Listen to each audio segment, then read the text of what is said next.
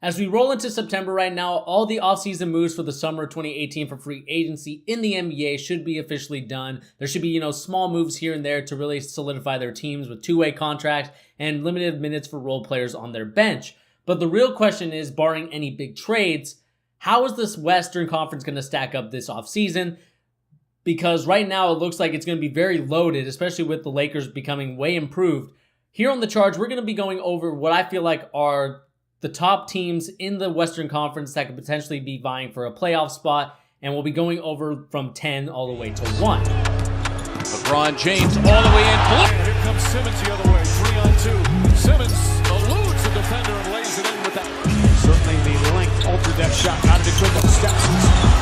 Yo, what's up, guys? It's your boy Bernie here, bringing you yet another video here in The Charge, giving you the latest NBA news and rumors and also basketball opinions. And before we get started on talking about those playoff teams and teams that'll miss out of the playoffs, go and hit the subscribe button if you're new to the channel. Also, go and check out our awesome NBA content we have out here. We, of course, have the video talking about the Skylar Diggins situation, what she said about Harrison Barnes and LeBron James. If you guys would go to that video and leave a comment down below there, tell me what you guys think of the situation. Do you agree with her? Do you not agree with her? I would love to know your guys' opinions in the comments down below. But right now, like I said, we got to talk about the teams 10 through 6 in this part 1 of part 2 video, which I'm going to be releasing.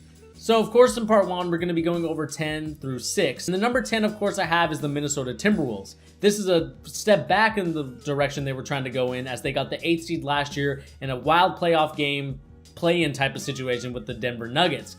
But the reason why I have them at number 10 is because of this. The Minnesota Timberwolves have made limited moves this offseason. The only person they really added was getting Tolliver. Again, they had a really uninspired draft, even though I do like Keita Bates-Diop on their team. I think he's a really underrated player, and I think in that system, maybe he could be a lot better for Tom Tibbs. But that's another problem that I have with this team is Tom Thibodeau. Yes, he was a great assistant for my Boston Celtics. Yes, he was a great coach for the Chicago Bulls. But this next go-around, he's playing defense like it's the 90s, and I talked about this in a video previous, because they just grind players to the bone, and we saw what happened. I mean, Jimmy Butler got injured, and that really cost him that top 6, top 7 playoff spot. Instead, they had to battle for their lives and, pray that Jimmy Butler didn't get injured again to get into the playoffs. And that's the reason why I think this team is going to regress a little bit and go down to number 10, because this Western Conference is more competitive than I think I've ever seen it before in any conference, really. I think even more competitive than Michael Jordan's Eastern Conference, but this is going to be a very competitive Western Conference, and we're going to see what goes on with Minnesota as I have them at number 10. At number 9, I of course have the Portland Trail Blazers, and the reason why I have the Trail Blazers here at number 9 and not number 3 like they were last year is due to the fact that they really haven't added any player to their team other than re-signing Nurkic.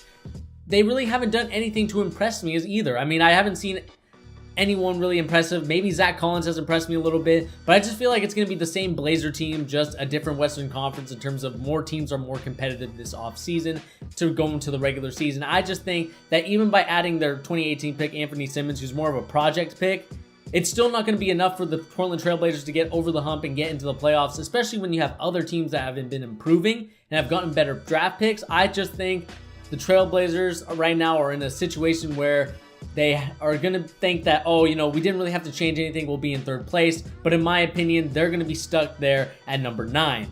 Number 8, of course, I have the Denver Nuggets, who missed out last year on that playoff game. And that's just because the reason why I have them here is they re-signed Jokic. They have Paul Millsap, who still contributes. Gary Harris's growth is going to continue to grow each and every game. Will Barton also has a new deal. And the team was on the brink of getting a playoff spot last year. And I think by adding another player in Michael Porter Jr., who I believe could be one of the biggest deals in the draft, I think that this team has the potential to get to that 8th seed in the playoffs and eventually get that Denver Nuggets team back to where they feel they belong. And that's, of course, in the playoffs. I like this team. Overall, I think this team is better. I think they have good players in every position, starting 1 through 5. So I think that's the reason why I have them ahead of Portland. That's why I have them ahead of the Timberwolves. And the only reason why the Timberwolves aren't higher than them is due to the fact of coaching. I think the Denver Nuggets have a better coach than the Trail Blazers. And I know that's crazy to think that Tom Thibodeau is not one of the better coaches in the league. But right now, he's just not in a system where it benefits his defense. I think defense right now is kind of on the decline a little bit in terms of how you were able to play defenders. I mean, we saw what happened to guys like Derrick Rose and Jimmy Butler. They get hurt. So I think that's the reason why with Denver Nuggets, they're more offensive oriented. Michael Porter Jr. I mean, he was potentially going to be a number 1 or number 2 pick in this year's draft. He fell all the way to 14, so I think that is the reason why I have the Denver Nuggets at number 8. And number 7, of course, I have are the San Antonio Spurs because they always somehow manage to get into the playoffs, and you can never bet against Greg Popovich getting in there. And the reason why I have that is because they're going to have a star in DeMar DeRozan. Yes, he's no Kawhi Leonard, but look what they did without Kawhi Leonard last season. They got to the 7th seed in the playoffs, so that tells me that Greg Popovich can find a way to get some of those guys, especially the role players, involved early. They also got another steal in the draft, which is Lonnie Walker IV. I think he's going to be a great addition to DeMar DeRozan and him playing, even though they kind of almost played the same position. You can have DeMar DeRozan go to the small forward and have Lonnie Walker play the 2 guard. My only concern with this team is, of course, that this team is really old, and the fact that can you trust LaMarcus Aldridge to be the star of this team? We all know that he kind of came up short in the playoffs, and I think that's going to happen again here. I'm not expecting the San Antonio Spurs to make a huge deep run, but I am expecting them to be at least competitive in this coming season's playoffs. So we'll see what happens with the San Antonio Spurs as I have them at number 7. Number 6, of course, I have are the New Orleans Pelicans. And the reason why I think I have them here is because I think Anthony Davis will be more hungry than ever to get to that MVP that he so desperately wants, and at some points he did deserve in the regular season last season.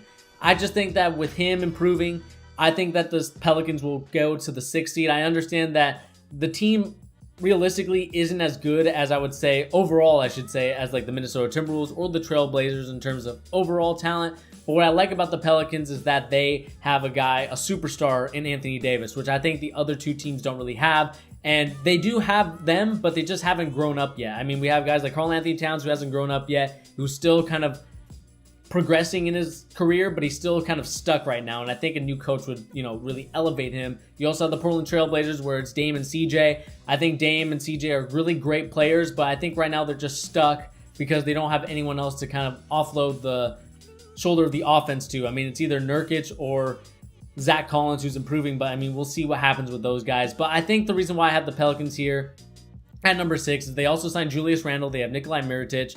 And that's the reason why they don't have their 1st round pick, and they only took a 2nd round guy in Tony Carr, who came from Penn State. But looking at this team, the one thing that concerns me about them is I feel like they got too many bigs. I mean, if we look at their roster real quick, Anthony Davis, they have Cheick Diallo, they have Troy Williams, who's more of a small forward, they have Jahlil Okafor, Emeka Okafor. I mean, this team right now is just stacked in big men, and I think that is just not, it's not going to be the way that you beat the Golden State Warriors with tons of big men going out there.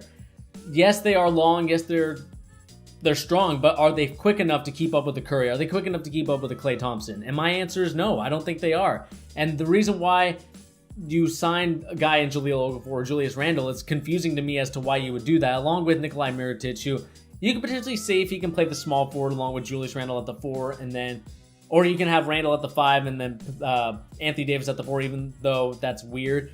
I just think this team is really big man heavy, and I just don't think it's really going to work out to the point where they're going to be a top 5 team. I think they're going to be in that 6th range. Maybe I might have to put them lower than the San Antonio Spurs or Denver Nuggets just because of they have so many big men, and they're taking another risk in getting Elfrid Payton, who of course was a top pick in the NBA draft at one point, but I just don't buy that Elfrid Payton will be anything special. The only guys that you really have are special are going to be, of course, your Jrue Holiday, who really showed out and balled out the last playoffs. And you also have Anthony Davis, who's going to be, of course, another MVP contender this next season. And you also lost Rondo, which I think is a big loss for them. I think he was a really good floor general and also a player coach that really can direct the team and where to go and where they need to. And I think that's one of the biggest reasons why the Pelicans played above expectations, because a lot of us didn't really think that the Pelicans would get there. And we've been very disappointed with the growth of Anthony Davis in terms of getting to the playoffs. They did it this year, but we're going to see what they can do next year in the 2019 playoffs. But like I said, I have them at number 6. But anyway, guys, that's going to be it here for the Charge. What do you guys think of my overall picks? Do you guys agree with where I have all these teams ranked? And if there's a team that I missed out that could potentially get into the playoffs, put it in the comments down below. Or if there's a team who you think is above these teams that I have and they're supposed to be lower than expected, I want you guys to also leave a comment down below as well. But anyway, guys, this has been your boy Bernie here on The Charge, giving you the latest NBA news and rumors and also basketball opinions. Don't forget to hit that subscribe button. Don't forget to hit that like button. And also don't forget to comment and tell me what you guys think of each and every team that is going to be in the playoffs. But anyway, guys, I'll catch you in the next video. Peace.